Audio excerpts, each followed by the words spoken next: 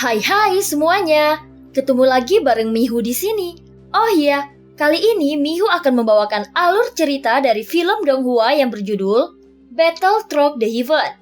Mihu mengingatkan sekali lagi ya bahwa konten ini full spoiler. Mari siapkan cemilannya dan mari kita mulai alur ceritanya. Melanjutkan dari kisah sebelumnya. Pada saat ini setelah semua batra pasukan dunia sensi pergi, yang tersisa sekarang hanyalah Xiaoyan dan sang ratu. Mereka pun berbincang-bincang tentang kekuatan sebenarnya dari dunia Taisu.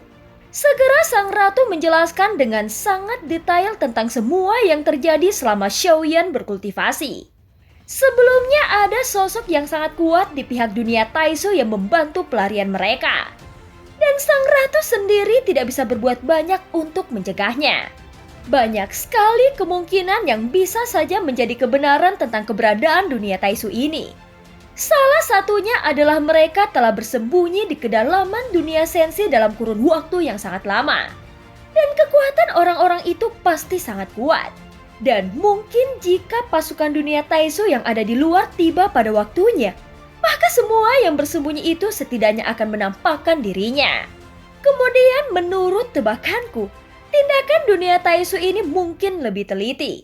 Dan mereka telah memblokir ingatan orang-orang berkuasa ini tentang dunia Taisu. Sehingga orang-orang ini mungkin tidak tahu bahwa mereka adalah anggota dunia Taisu. Perang ini harus dilakukan selangkah demi selangkah. Jika tidak, maka seluruh dunia sensi akan mati seiring berjalannya waktu. Ucap sang ratu sambil menggelengkan kepalanya. Sekarang setelah mendengar apa yang dijelaskan oleh sang ratu, alis Xiaoyan tiba-tiba berkerut. Saat dia mendengar kata pengkhianat, hal itu membuat dirinya merasa seperti dewa. Dan sungguh menakutkan bagi dunia sensi untuk melakukan hal tersebut. Dengan cara ini, hampir tidak mungkin untuk sepenuhnya melenyapkan orang-orang dunia Taisu yang berkuasa di dunia sensi ini.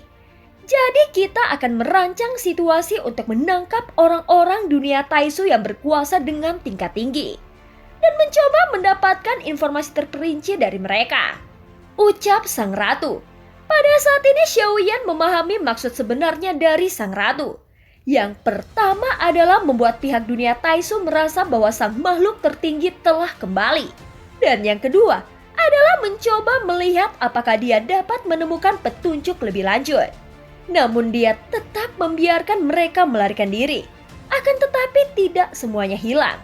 Setidaknya sang ratu tahu bahwa kekuatan dunia Taisu yang bersarang di dunia sensi saat ini tidak boleh diremehkan.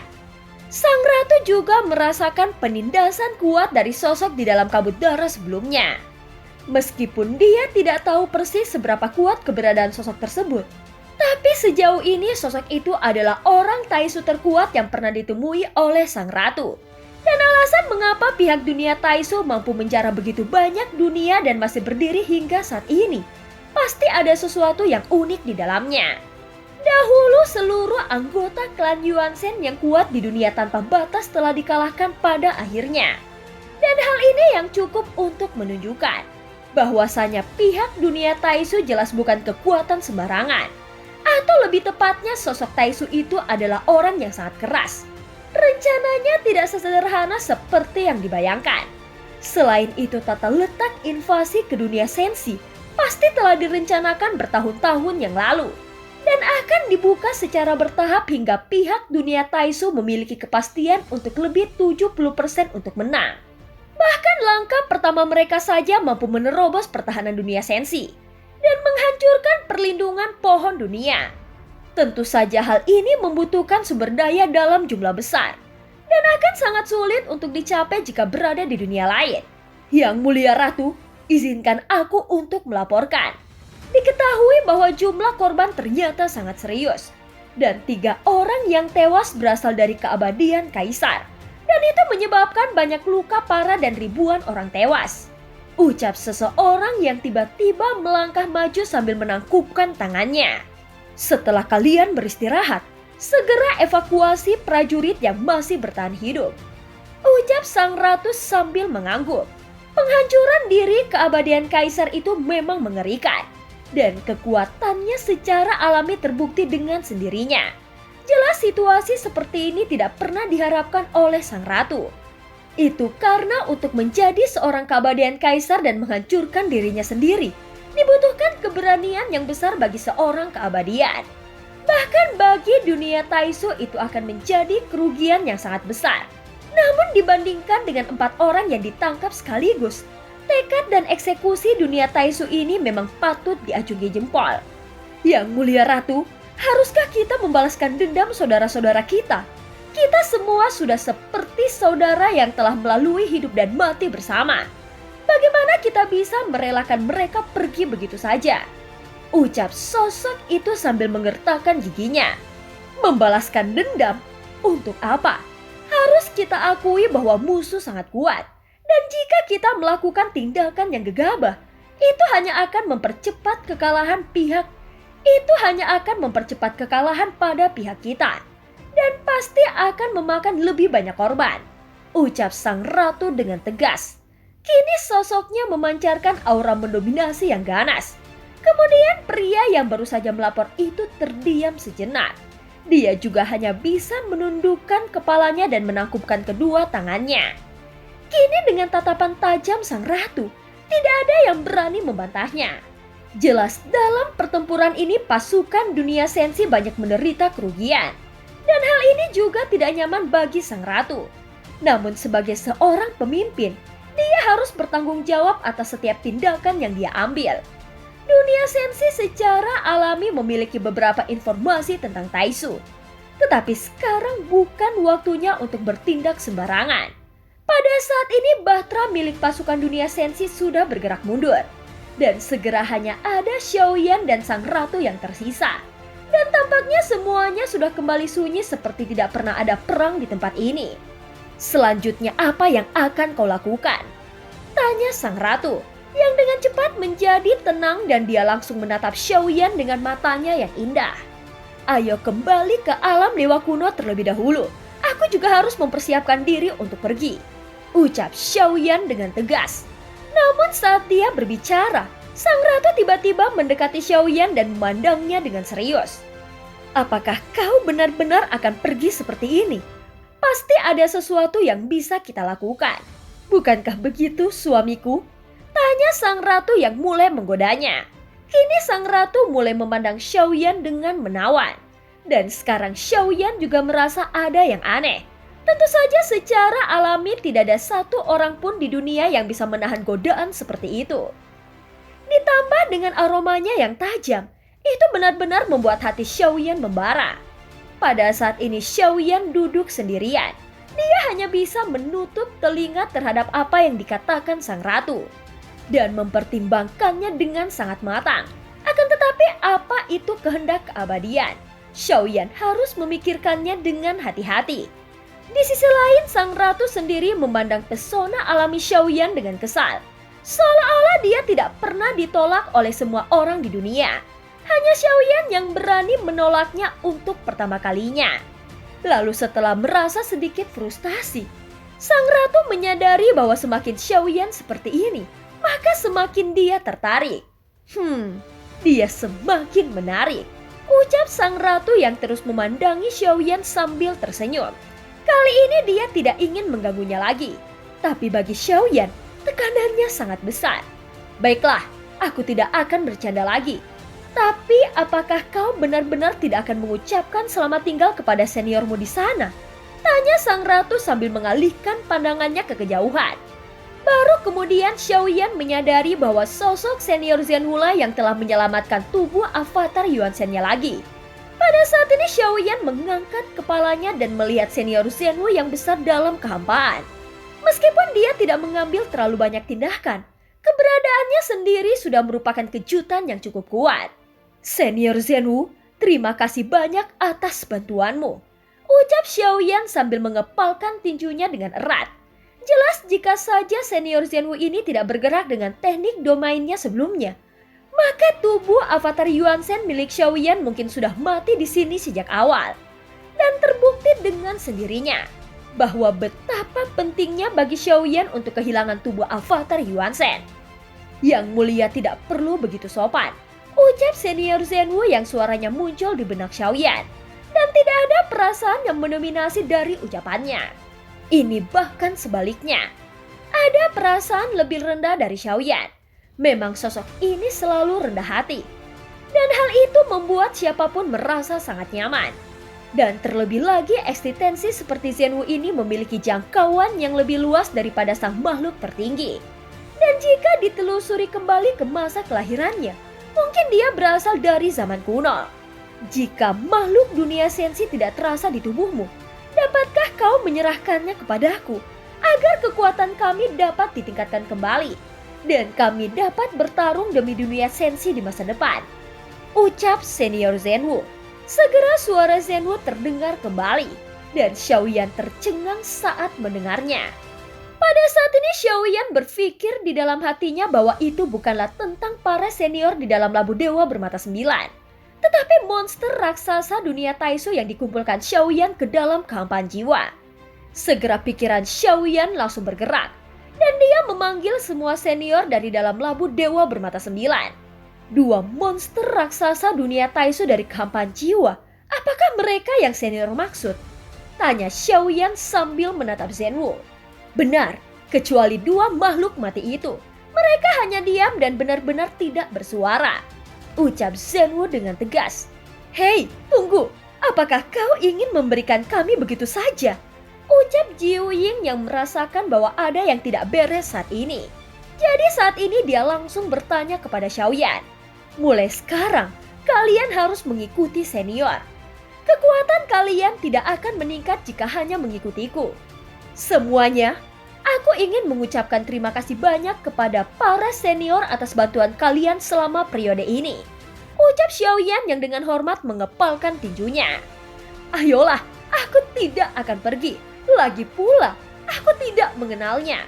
Keadaanku baik-baik saja. Dan jika aku harus melakukan lebih jauh, aku tidak menginginkannya. Ucap Jiu Ying sambil berbalik dan mundur ke belakang Xiaoyan. Namun sebelum Xiaoyan dapat berbicara, Jiu Ying menjerit dengan keras dan Xiaoyan juga terlihat sangat tidak nyaman dengan tindakannya saat ini. Saat ini imbalan senior Zhenwu adalah meminta Xiaoyan untuk menyerahkan semua makhluk yang ada di dalam dirinya. Dan itu adalah para senior labu, dewa bermata 9 dan monster raksasa dunia. Akan tetapi sang naga berkepala 9 yaitu Jiu Ying, dia adalah orang yang pertama menolak hal ini. Dia merasa baik-baik saja selama bersama Xiaoyan dan memaksa tidak ingin ikut dengan senior Zhenwu. Tetapi ketika Xiaoyan mengancamnya dengan sedikit tekanan, sosok Jiu Ying pun akhirnya luluh dan pasrah akan keadaan. Baiklah, aku akan menuruti perintahmu. Tapi apakah kau akan baik-baik saja jika aku pergi? Ucap Jiu Ying yang merasakan sakit yang tak tertahankan. Dan dia langsung memilih untuk memohon belas kasihan. Aku kasihan kepadamu bocah nakal, padahal aku sudah menyeberangi sungai dan merobohkan jembatan untuk melindungimu. Ucap Jiu Ying lagi yang segera menatap Xiaoyan tanpa daya. Aku tidak bermaksud demikian. Dunia sensi akan berada dalam masalah besar. Keberadaan senior Zhenwu berada di atas segalanya. Aku berharap para senior dapat membantu dunia sensi melawan para penyusup. Dan siapapun yang akan mengancam nyawa. Ucap Xiaoyan sambil menundukkan kepalanya dan dia terus menangkupkan tinjunya. Kalian adalah kekuatan besar dari dunia sensi. Dan jika dunia ini mengalami kekalahan, maka semuanya akan sia-sia.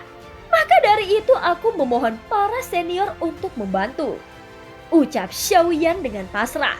Kemudian dia segera berhenti berbicara.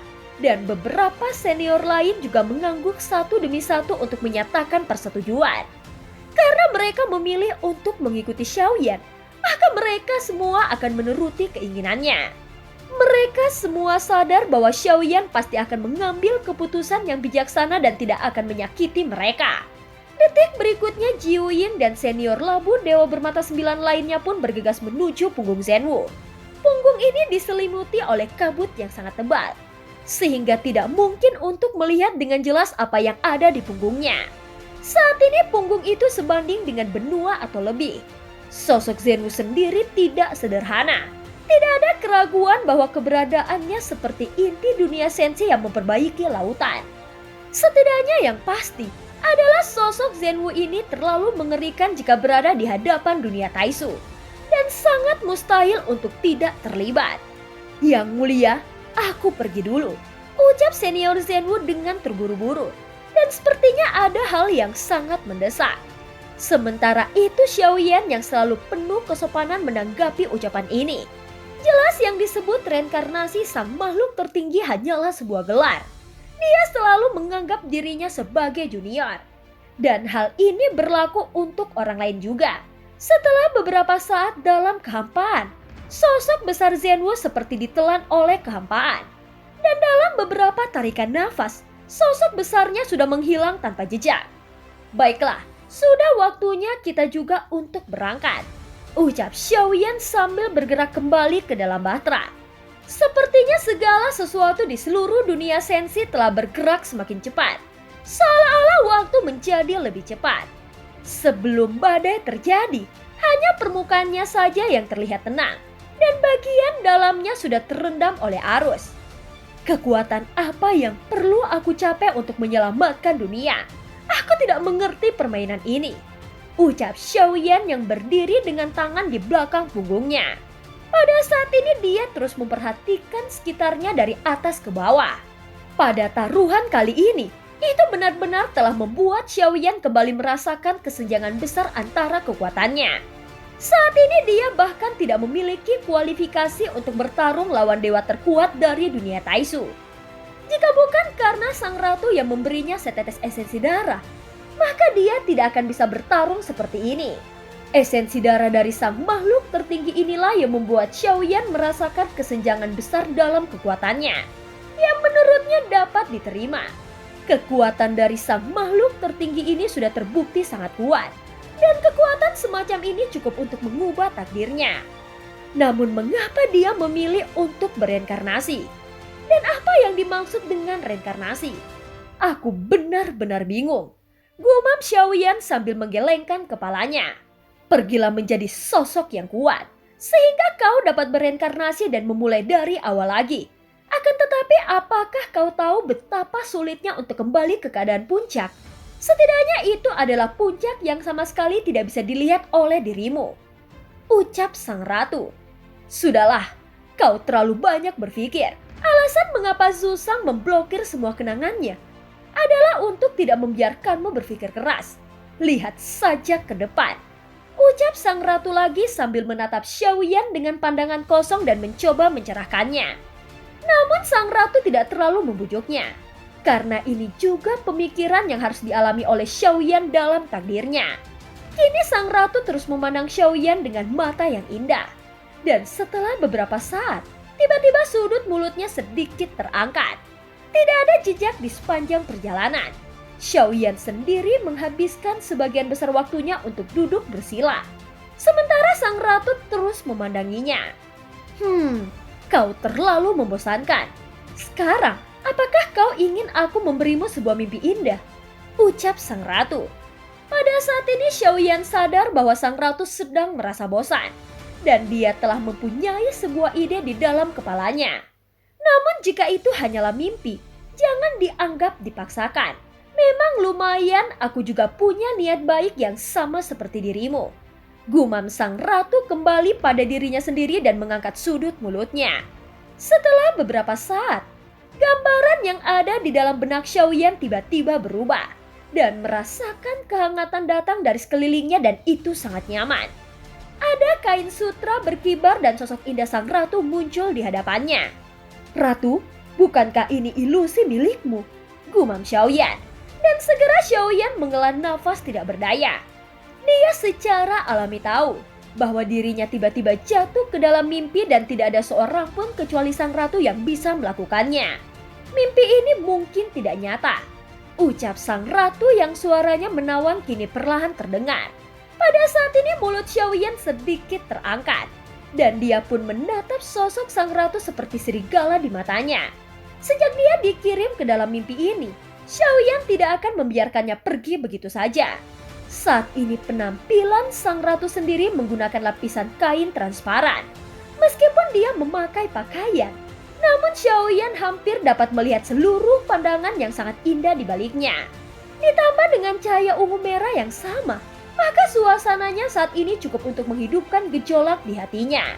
Aku benar-benar tidak menyangka bahwa setelah bereinkarnasi, aku bisa menjadi pria terhormat dan tidak tergerak dengan mudah. Gumam Xiaoyan dengan perlahan. Menurutku kau adalah seorang pria sejati.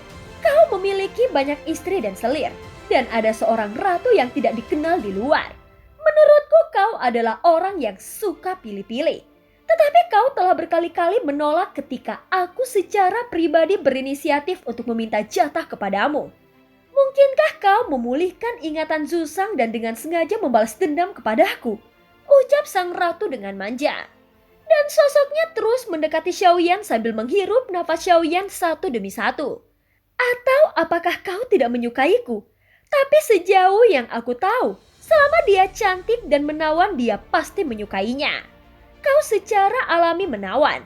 Kau menghabiskan seluruh upayamu untuk mengejarku di kehidupan terakhirmu.